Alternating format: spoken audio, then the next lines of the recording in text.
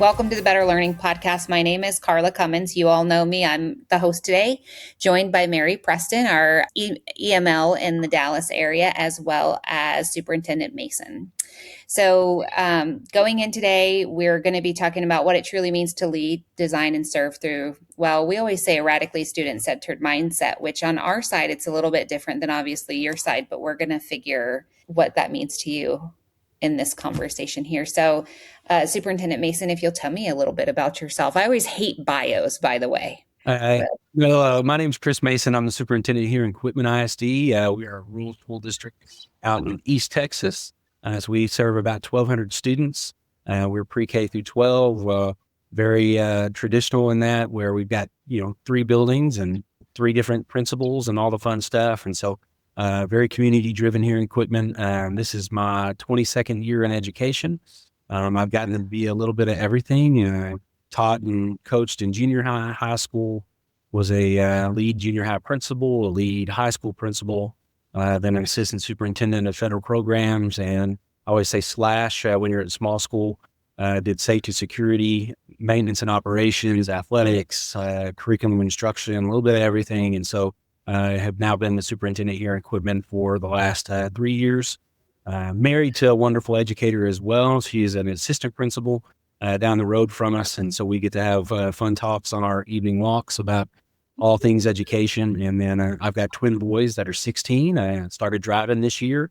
My hair was voluptuous and blonde before that. And now this is what you get. So, but excited to be here. I love public ed, love kids. And so I'm excited to talk about that. Yeah, what's been your favorite role? I mean, obviously you kind of have to say superintendent, right? But if you've said, you're like, no, I don't have to. When you think about all the seats you've sat in, because you had to have sat in a lot of them, what do you think by far is your favorite? I think my first go round as a principal at the junior high was amazing. As a superintendent now, I look and I look at the world of rainbows and butterflies at the elementary and go, man, that's a pretty good gig. But I just really enjoy junior high kids. And if you've ever been a junior high anything, you either love them or you get out of junior high as fast as you can, because they're just a unique group. They're trying to figure out life. They think they know things, but they're also, just changing and growing. And it's just a fun time to be able to serve and love kids at that age level. What landed you into leadership? How did you get there? So when I was coaching and teaching, I got the opportunity to go from a little small school out in East Texas, Lone Oak ISD. A friend asked me to come to Mesquite ISD, Poteet High School. Oh, yeah. And so I took a big leap. We went from a high school with 300 kids into it, and I landed at Poteet High School with 1,800 students. And so Mesquite ISD was a fantastic organization. And at that time, they were paying for up to like $7,500 of your master's. And so I had the coach brain, thought, hey, I'm going to get that master's degree. It'll help me get a head coaching job. And my faith is very important to me. And so as I was walking through that, I just felt God saying, hey, we need good leaders and we need good people to be in administration. And so took that leap, was able to be in Mesquite's Leadership Academy. And through that, just realized the impactfulness that leaders have, and the fact that, as a coach, my circle was a little bigger than just a classroom teacher with the kids that you got to coach. And then the realization of being a campus leader, that circle just got bigger. And then, as I've continued to step up, that circle's just got more and more. And so going from, the first couple of years of teaching, having 100 kids that you impact, to now this is year 7 here at Quitman ISD and 1,200 kids every year, getting to have a direct impact on their lives and hopefully give them the skills and abilities that let them go be successful adults. So I'm going to guess, right? Did you, going into your teaching career, did you hope to be in leadership, or was it just something that you were naturally led into? Yeah, I think it probably started when I was in high school, and the fact that I have a criminal justice degree. And so I got a criminal justice degree, thought I was going to go be a police officer, and then was sitting through a second round interview. And in that interview, I'm fairly decisive. And so in that interview, I was listening to a guy ask me a question for the 19th time and was like, yeah, I don't want to do this. And so I got alternative certified, and I think you just kind of fall into it sometimes. Like you have a little bit of ability, but also just having your yes on the table for things. And so Yeah. when things came up and they said, hey, can you do this? Yeah, no problem. And you learn a new skill and you learn how to navigate something else. And then that just kind of led into roles as coaches. And then, my last stint in Mesquite, I was the assistant head coach, which just means I got to do all the paperwork and have a cool title. But just saying yes to things and understanding, having a growth mindset of like, hey, I want to try to be a better version of myself every year.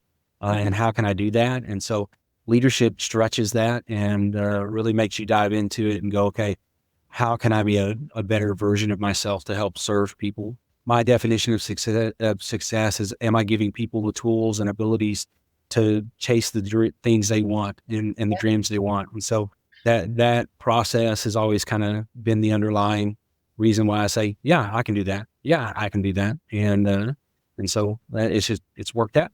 I love that. So I guess one of our questions that we always ask is what moments or mentors most influenced you to lead today? I'm guessing that it's the moment in training, right? Or in your interview that just is that the most pivotal moment or is there something? I think that my 2 years in Mesquite were probably the biggest ones. Okay. One, they did a great job of mentoring teachers. And so I always thought I was a pretty good teacher. And then I got to Mesquite and the first data meeting we had, I was like, okay, I got some things to learn. And so being able to have great instructional mentors there of really talking about, for the first time probably in 8 years of teaching, really diving into what pedagogy looks like and what tier one instruction looks like and best practices in that, really got my fire kind of lit beyond the playing field of, hey, this is an awesome profession and it has a lot of little intricacies in it that I hadn't noticed before. I think the biggest step for me in leadership out of the principalship was some people would say a failure. I was on a job interview for a principal's job, and the superintendent called me back after the second round and said, hey, I'm going with someone else. And I was, of course, disappointed. I thought I'd done a great job and was ready, and it was a bigger school. And he told me, he said, hey, Chris, you need to quit applying for principal jobs. You're ready to be an assistant superintendent or superintendent. And you need to just go ahead and do that. Start it now and dive in. And so I took his advice and applied for this assistant superintendent position here in Quitman and got lucky enough to be asked to come over and try it out. And I laughed. My mentor here, Miss Rhonda Turner, that first year, she's like, that's just really a tryout year. We don't know if this is going to work or not, Chris. And so, I always mess with her about that and grateful for the opportunities. There's so many people in your walk that impact your life. And I've been lucky to serve under some great leaders. Our principal, Dr. Carla Cummins at Mesquite ISD, was fantastic. She was just an authentic leader. Her ability to communicate clearly and with clarity was something that you could pull away from and go, okay, that's what good communication looks like. Hey, she just had a really hard conversation with me and I feel like I'm okay. The ability to do those things. And so a coach I worked with, Randy Jackson, was a great mentor in the fact that it's a phrase I use from him all the time is when we talk about data, and it's like, hey, do you feel like it was good or do you know? And so that's a term we use a lot here when we talk about data is the feeling piece doesn't really matter. What does the data tell us? And we want to be data driven in our decisions and conversations. So I could go on forever, guys. Sorry. Again, just mentors, just so many great people, and that were willing to pour into me, to listen to me and ask questions, and then also love me enough to go, hey, that was dumb. Don't do that again. And so I think sometimes those failure pieces are big growth moments as well. Oh, absolutely. Yeah. And I think too, it's they're some of the biggest opportunities because to be able to be humble enough to just hear it out and just say, that wasn't so great. And to be able to acknowledge it and determine your next steps and how to be great next time. Did you have a question, Mary? But I wanted to circle back to Quitman. I drove through Quitman about a month ago in East Texas, and East Texas overall is just a beautiful, special Yeah. place. What makes Quitman so special to you? Yeah. So this is year 7 here. And so like life of a coach, I'm like, I've never been anywhere 7 years. It's amazing. The community here in Quitman is very special. And so, like a lot of small schools, the school buildings and the school culture becomes the hub. And the term we've used the last 3 years is we're Team Quitman. And so we just invest in each other as a community and school district. And so I'm fortunate to be able to go to church here and be a deacon in our church, but then also serve on the hospital board and our economic development committee board and be active with our Chamber of Commerce. And so the special relationship that exists here is just a fun one of everybody kind of coming together and saying, hey, we're going to do this as a town, as a city, and we're going to try to take care of kids. We were lucky to pass a bond last May, the biggest bond in our school history at $30 million. And that comes from having such great community members that served on our facility committee. And then we're able to go out and really talk to folks and fight for our kids and say, hey, this matters not only to the kids that are going to get to use it year one, but 50 years down the road. And so being able to just talk about those impacts and how important it is. So Quitman's a special place in the fact that it just has a whole lot of great people that want to do what's best, not only for the city, but for us as a school district as well. I'm sitting here so Chris, I am born and raised in Texas, but I'm like, where, and I've not been there for a long time, but East Texas would be, are we talking up Dallas? Yeah, so we're about an hour and 45 minutes southeast of Dallas. And so if you know where Tyler is, we're about 50 minutes north with that. Perfect. Yeah, that explains. I grew up in Austin, but I had to do never eat sour watermelon to really think about think about the East Texas map, which I don't know, it says much for me. Okay, so I did listen to your Little Wins podcast, just so you know. So I know a little bit more than maybe what Mary knows, but one of the conversations that you had on there was, really kind of about y'all's mantra. So educating every child, every chance, every day, which is great. And something that definitely resonated. But I think one of the biggest things that I took away from was when you were talking about your district and the way that you lead it is the transparency to communicate and the openness that you really, I guess, embody throughout the school with your school leaders and teachers and everything else. How did you create a culture like that? Yeah. So if I was a leader kind of taking over something new, I think the best first thing is just to start. When I first took over, that was the emphasis, was really, hey, we want to make sure that there's not a stigma with central office versus everyone else. And so that really starts with being present and out and about and being available. So you can be present and not available. I used to joke if I didn't want to, when I was a principal, if I didn't want anybody to talk to me, I just got a cup of coffee, a clipboard, and I would look kind of angry and walk fast. And people thought, man, he's busy. And so I think being present, and then the second piece of that is just being available. And so that's really step one is you've got to have the presence to meet people where they're at and ask them about their day and remember and listen and build those relationships. And once those relationships are built, then it's just consistency in your messaging. And so if we say, hey, we're going to be transparent, then that means you have to be transparent. And so the details that we can share, we want the people to know the why behind any decision that's going to come out. We do that as best we can. I'm not going to say we're perfect in any form or fashion, but we do strive to meet that idea of transparency, of giving people input, allowing collaboration as much as we possibly can. So, an example of that is our district calendar.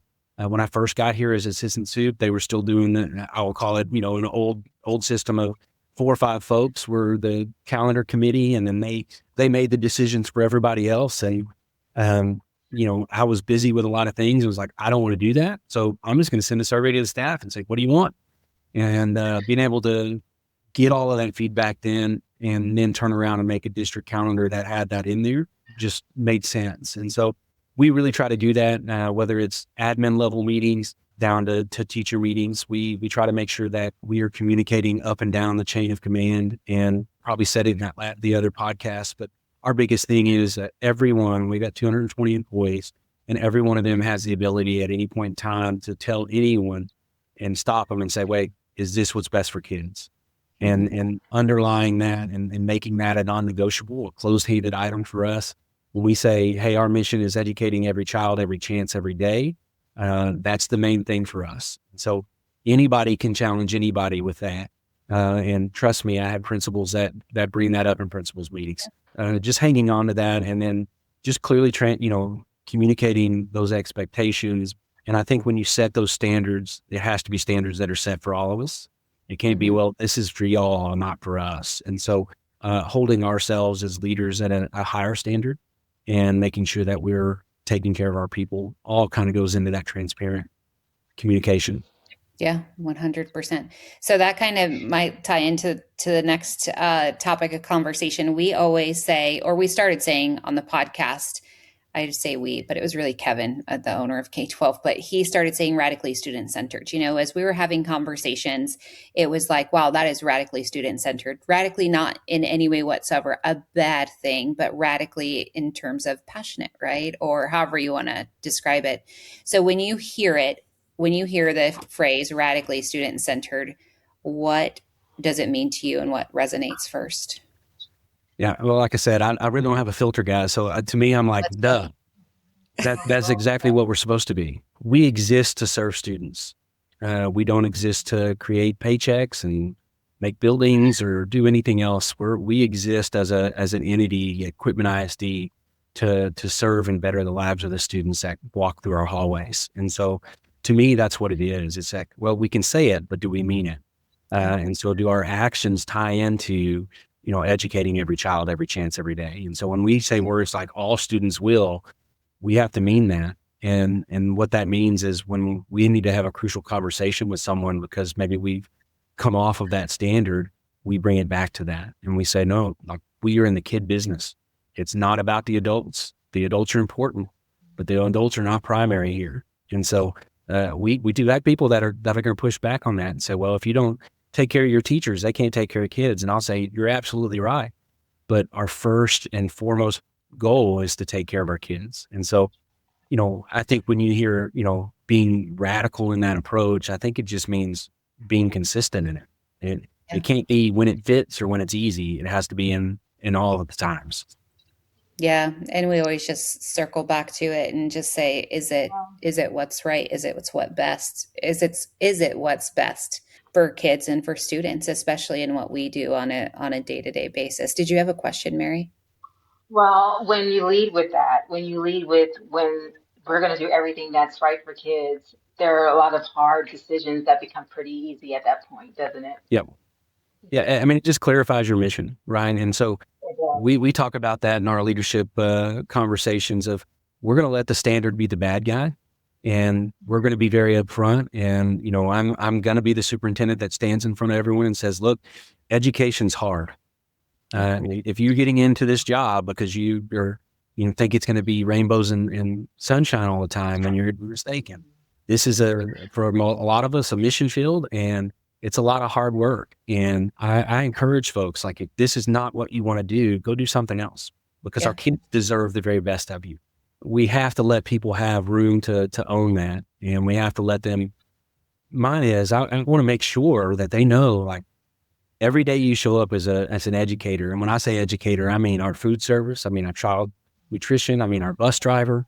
Every day you have the opportunity to impact a student life in a positive manner.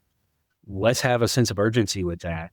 Let's make sure that we know what we do is impactful and let's get after the good work. So in your district and in your role, what problems are you trying to solve? Well, I think a lot of schools in Texas right now are still trying to navigate all the new legislative stuff and that environment. I think the news sometimes gets out that, hey, all this bad stuff's happening in public schools. And what I try to tell folks when I run to them at church or the grocery store is, no, like, come volunteer, come be a part of our school district. It's just, are we going to have problems? Are we going to, have the occasional upset parent? Absolutely. When you have 1,200 students and you're serving, 900 plus families, you're going to run into issues. And I said, that's not the full picture. And so we do our best to navigate those and remedy situations the best we can. But, a saying that my assistant superintendent loves is, if you want to make everybody happy, go sell ice cream.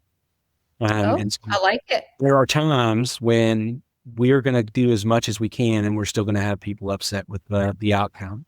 And so owning that, and we can still be apologetic. We can still say, hey, we're very sorry. The outcome is here.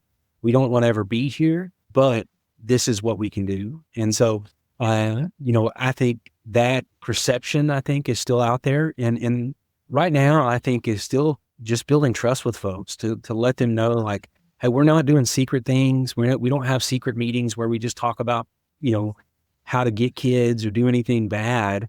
We're an open book. If you want to come to our school, come on. We'll get you a volunteer packet. We'll put you to work, and we'll let you come see what we're dealing with. And I think the other big challenge most public schools are, and this is nationwide, dealing with is just the behavioral outcomes that we're seeing in our younger kids.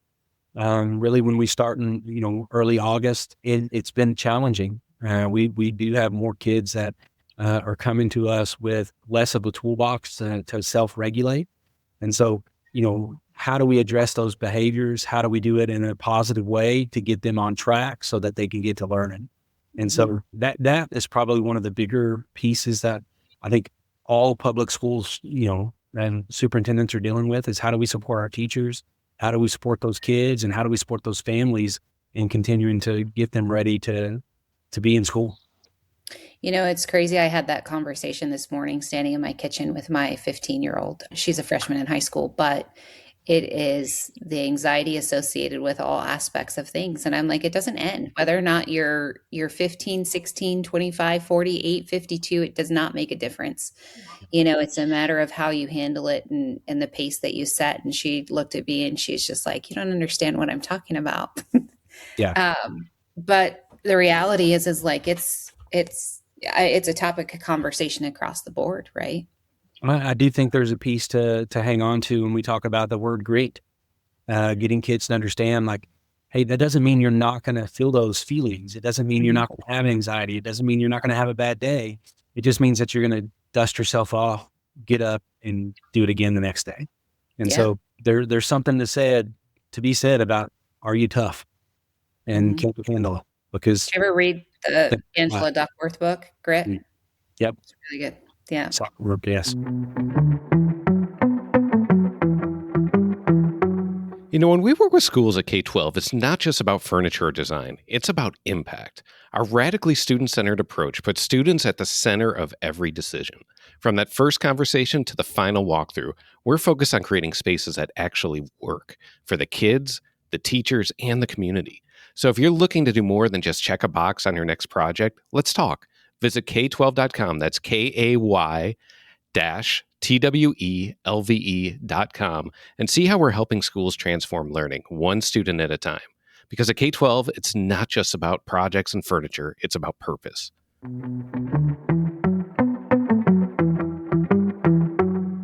Well, so in your district, when you look at students, right, like student voice is always incredibly important. How do you, as a superintendent, you're spread out, right? But the student voice has got to be important. So how do you consider kids and what? And I think that's probably the hardest piece to grab a hold of at times, because we do want to take care of teachers. I do a lot of work with, surveys and listening tours and sitting down on campuses and letting people come to me and talk. And I think sometimes what we forget is that our students are a main part of that. And so one thing that we did implement this year is a senior 12th grade survey, just kind of hey, how do we do? And so it's been eye-opening. I laugh. I think we got a really good lunch program. Our ladies work really, really hard. I think if you ask any student anywhere, they're going to say, well, lunch isn't great, regardless of where you go. And so you see those kind of comments, but then you also, a positive for us was out of the 50 or so responses I got was one of our questions was, do you have a trusting and caring adult in the building? And every one of them said yes. And so we're capturing kids' hearts, school district. We practice it. We believe in it. We work hard at it. And so for me, that was a win as a superintendent. We want to make sure when kids come to us, they have somebody they know is their champion, right? And they know, hey, this person, regardless of how my day's going, regardless how I perform, at least that one person loves me and can take care of me. If I need something, I can go to them and say, hey, help.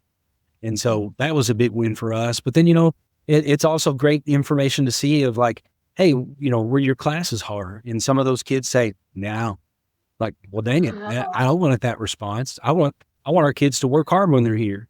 And Well, so, and be challenged, right? Like, yeah, we want them to be prepared for life, and whether that's college or a trade school or just right to the workforce, we want them to be challenged academically in a way that prepares them for that. And so that student voice has been big, and then something we'll be rolling out in the fall, which is new for us as well, as a student advisory committee. And so we'll use juniors and some junior high kids as well, but really trying to have like quarterly meetings with them to say, hey, what are y'all seeing and hearing? What are things that we need to know as adults? And I just read an article not long ago that said, hey, your influence as an individual to others is really kind of bookend by 20 years. And so if I'm 45, that means I can go 20 years down and have impactful conversations, or 20 years up.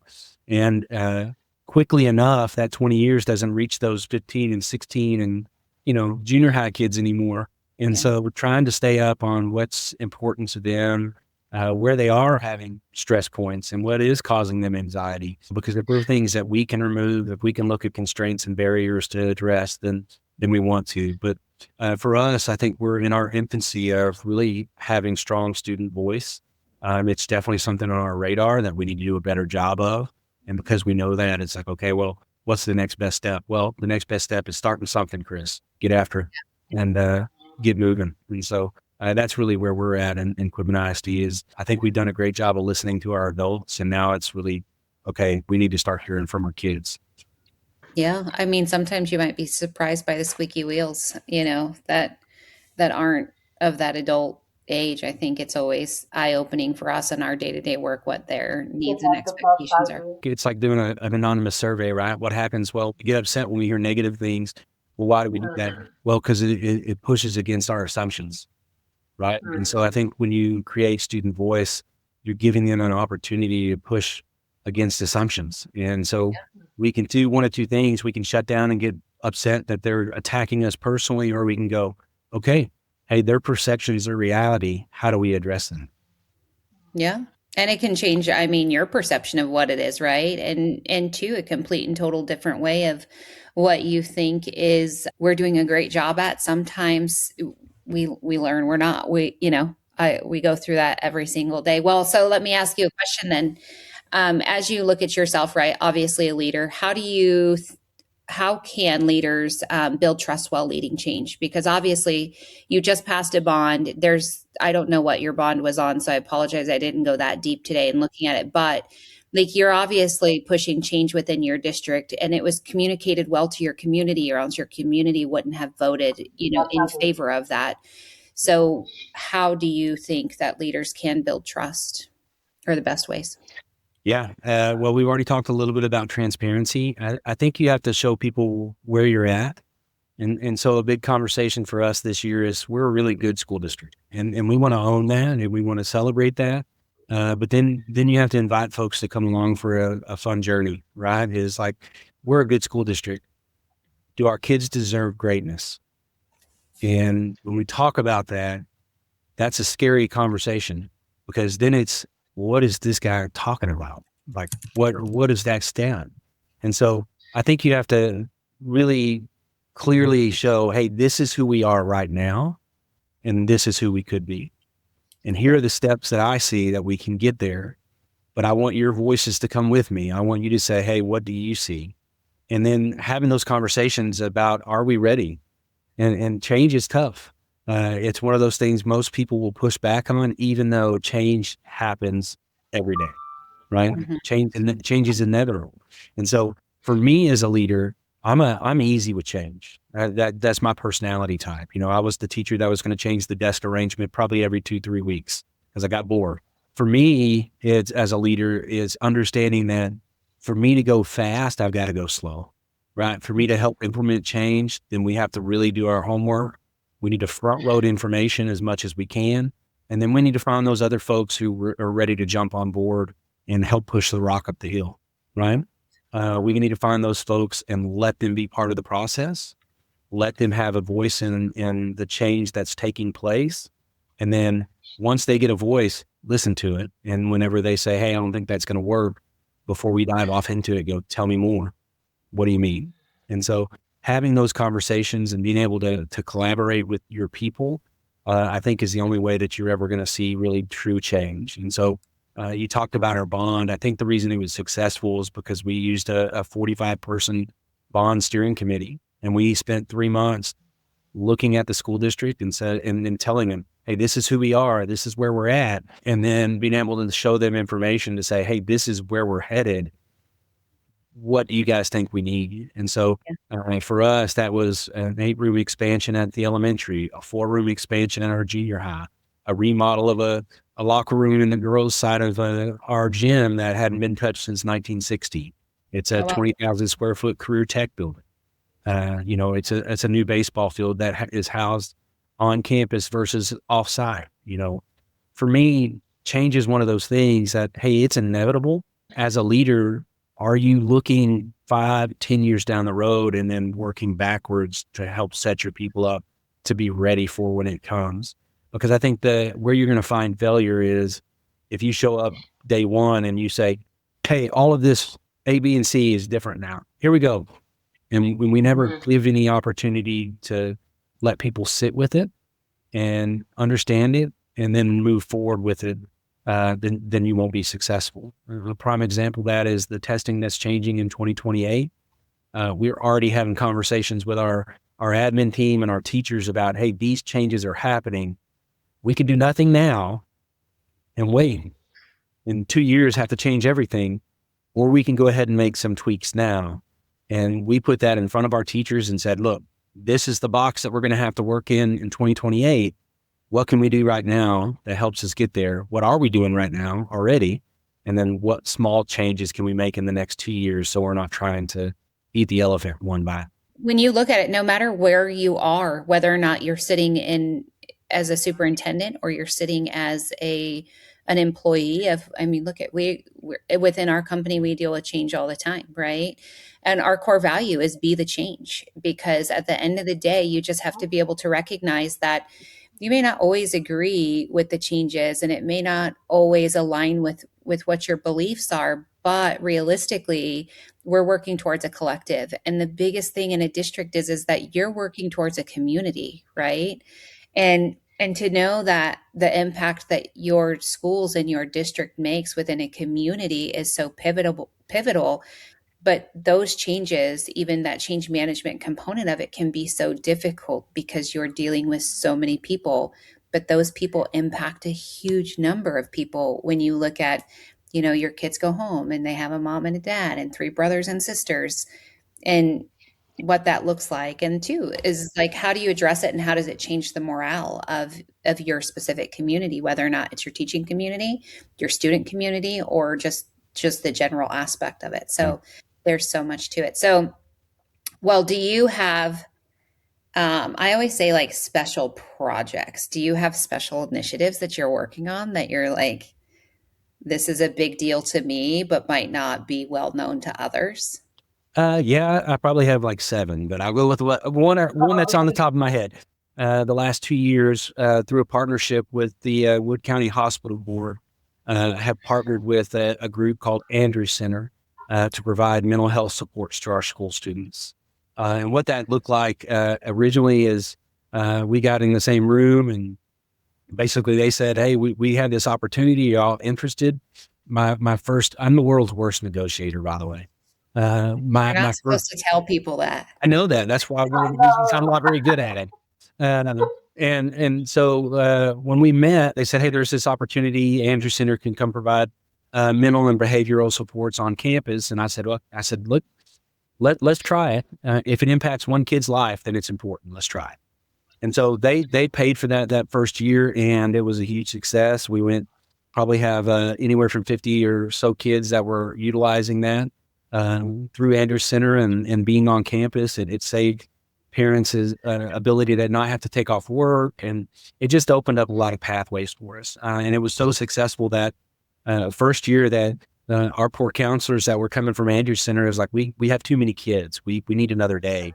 And so I, again, world's worst negotiator. I just told the Wood County Hospital Board, I'm like, look, we're going to increase it. If y'all can keep your 50, you can keep your share, then we'll take on the other share. And then I had to kind of sneak into the business office, manager's office, and say, hey, by the way, we got to find this much money. But it has been a huge undertaking, but also just a wonderful support for our kids and our family.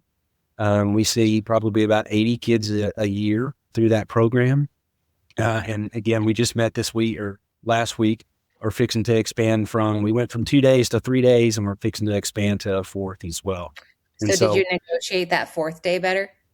I haven't yet. So hopefully, but well, we haven't got that cost yet. And so I'll be honest, it's probably going to go the same way as the last one went. I'm going to say, look, if y'all keep giving us money, we're going to figure it out.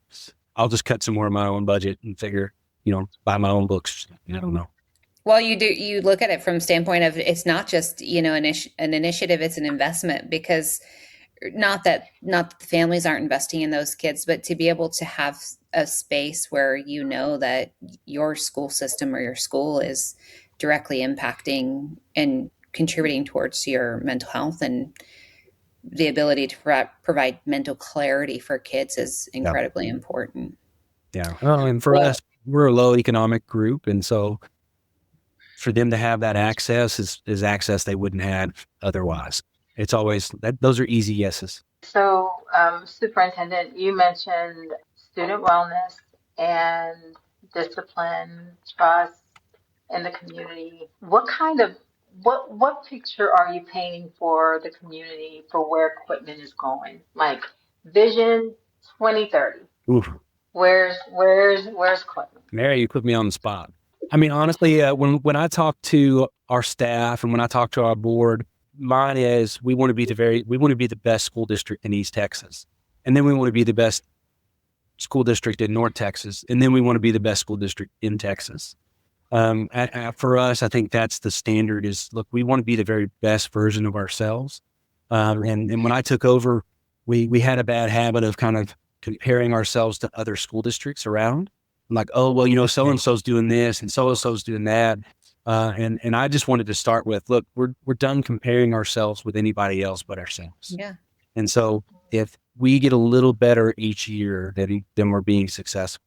And so for us, if I said 2030, what do we want? Well, our career tech building will be open. We want to be the hub of our community.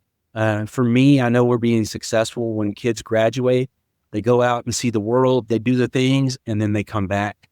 And that's another one of those special things about Quitman is that we probably have a little over 25% of our staff are alumni that went to school here, that see the things. And for me as a superintendent, it's, are we providing the very best for the kids that we're currently serving? And so, a career tech building, what does that do? Well, it opens up so many doors and so many opportunities that prior to the kids didn't have. And so for us, that's just the continual building process of, are we getting a little better? Are we getting a little better?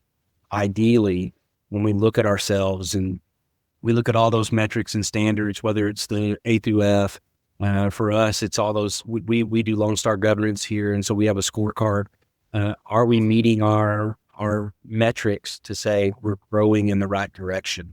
And as long as we're drawing up arrows, then we're happy. If we're not, that's an opportunity for growth. How do we look at that and say, what's the problem of practice there? What are we missing? What needs more support? What needs more time? What might need more monetary supports? And so, and always trying to do that and take care of the people that we serve. Well, thank you for answering that, but I'm glad Mary put you on the spot. All right. Well, thank you so much, Superintendent Mason, for joining us. We appreciate you and all the work that you do, especially within your community and the impact that you have. As we close today, I wanted to just say thank you for listening to the Better Learning Podcast. If you, those who are listening, want to share your own experiences, go on and visit thebetterlearningpodcast.com, apply to be a guest through our social channels or anything else, and always be sure to subscribe and join. Thank you. The Better Learning Podcast is produced by Matt Rogers and edited by Kelly Jones. The views and opinions shared on this podcast are those of the individual speaking and do not necessarily represent the perspectives of their affiliated companies, organizations, or associations.